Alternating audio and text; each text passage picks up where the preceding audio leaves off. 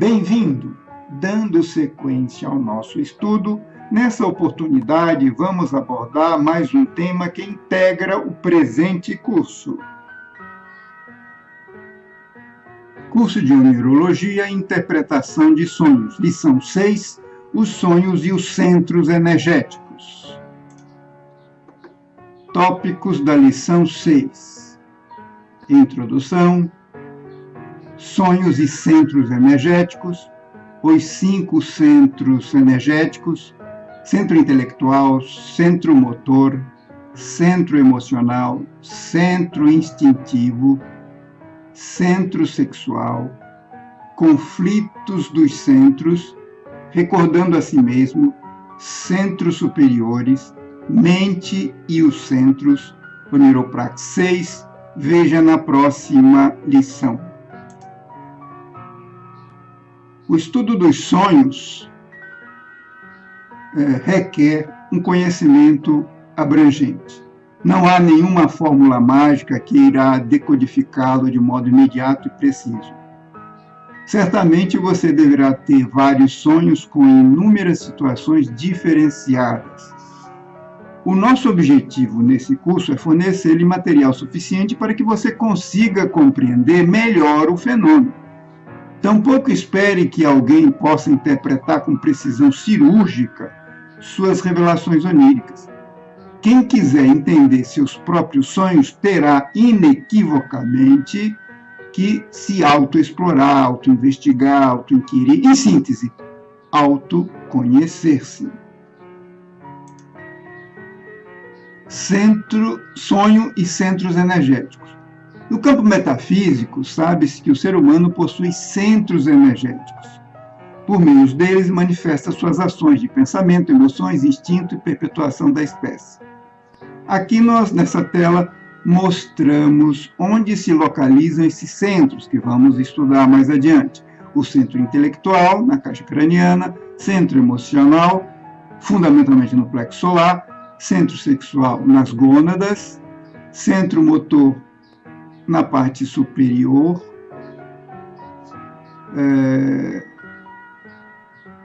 da coluna, centro instintivo na parte inferior da coluna. Função intelectual. Vamos ver as funções, que as funções e os centros estão intimamente relacionados. Função intelectual. É responsável por ideias, pensamentos, conjecturas, inferência, lógica formal, negação, afirmação, etc. A função motriz, responsável por todos os movimentos, como andar, deitar, sentar, escrever, exercitar-se, falar, etc.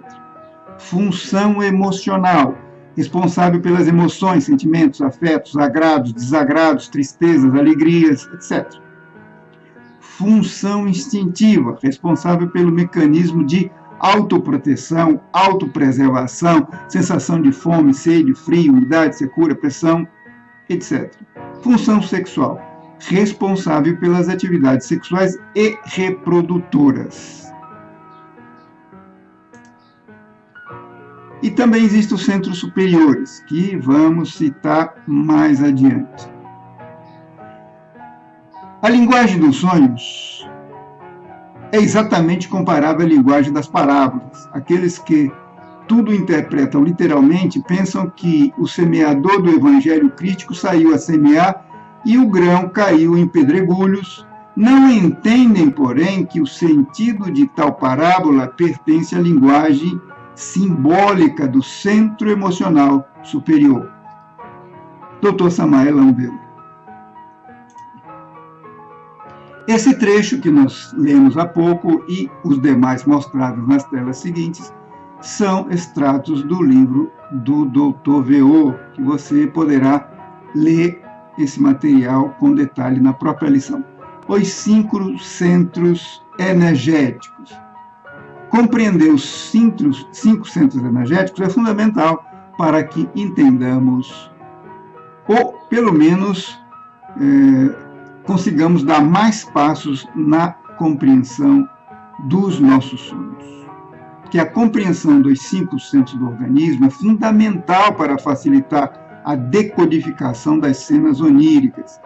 É preciso saber que os sonhos são, na verdade, uma repercussão dos atos e fatos vivenciados durante o dia. Centro intelectual, ligado à função intelectual. Esse se localiza na caixa craniana, mas não é propriamente o cérebro. O centro intelectual é um centro energético. E aqui nós fazemos uma explanação com detalhes como é que esse centro energético funciona e, sobretudo, dos elementos que circulam nele, que chamamos de eus psicológico. Cada eu psicológico atua no nosso cérebro, gera um pensamento. Cada pensamento corresponde a um determinado eu. Cada emoção corresponde a um eu. Então, seriam os eus que carregamos dentro. Centro motor. O centro motor compreende todos os movimentos, como já citamos anteriormente. Todas as funções instintivas, sem exceção, são inatas, não sendo necessário aprendê-las para utilizá-las. Já as funções motoras não são, sendo, pois, necessário aprendê-las, repeti-las, exercitar-se nelas. Então, essa é a diferenciação entre o movimento instintivo e o movimento motor, propriamente do centro motor. Não nos esqueçamos que os centros energéticos não são propriamente físicos. Eles estão relacionados com certas funções físicas, mas não são físicos, são energéticos. A maioria desses centros, hoje na humanidade, se encontra em um estado bastante deplorável, por causa do tipo de vida que escolhemos, ou a nossa civilização escolheu. O centro emocional, esse centro é importantíssimo. Em muitas ocasiões, nós confundimos os pensamentos com as emoções, ou os sentimentos. É preciso ter uma autoobservação para distinguir entre pensamentos e emoções.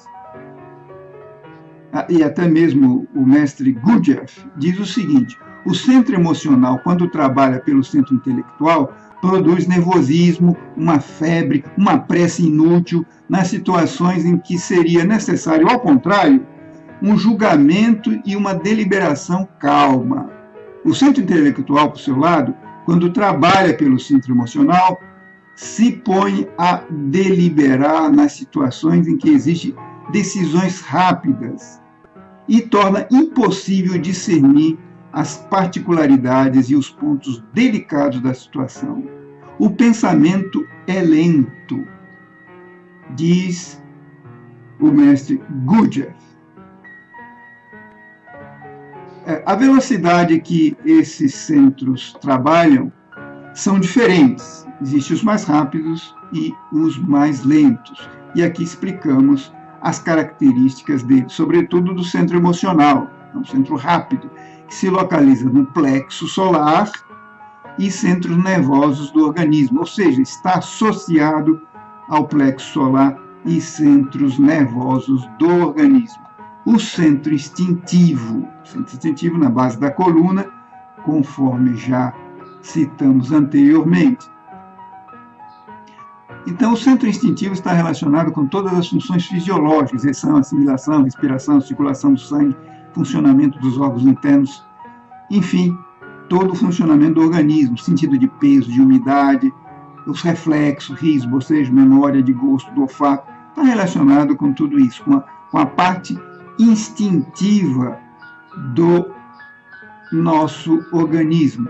E o centro sexual é importantíssimo. O centro sexual é o mais importante da máquina humana, do organismo humano.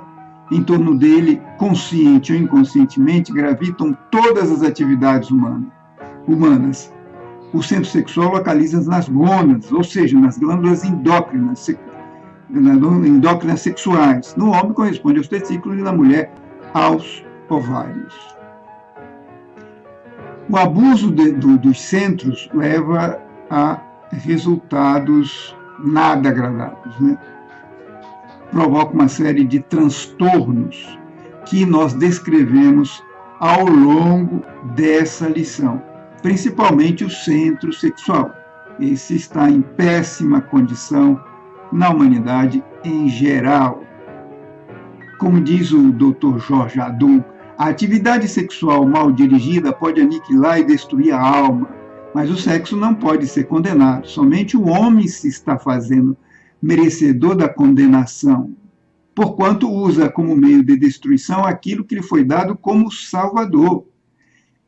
Esta está nas mãos dos homens escolher o que ele quer fazer com esse sublime princípio. Infelizmente, a maioria está usando de uma forma bastante devastadora para o seu organismo, psique e até mesmo da alma. E há, como citamos há pouco, o conflito dos centros. E aqui descrevemos o conflito de alguns centros, como um centro pode trabalhar em função do outro, gerando desarmonias. Você deve lê-lo com atenção. Recordar a si mesmo é fundamental. Estar consciente de si mesmo. Somente com perseverança podemos nos dar conta do abismo existente entre o estado de alerta e o chamado adormecimento da consciência. Existem centros superiores também. O centro intelectual superior, o centro emocional superior. Esses centros estão plenamente desenvolvidos no ser humano, porém não manifestado. Como os centros inferiores, que citamos anteriormente, não estão harmonizados, os centros superiores funcionam de forma bastante deficitária. A mente e os centros. Há uma ligação íntima entre a mente e os centros. E aqui, o Dr. Samuel Henriot, na doutrina do super-homem, cita isso. Nós transcrevemos isso aí, que você deverá lê-lo com muita atenção, que há orientações bastante positivas nesse trecho.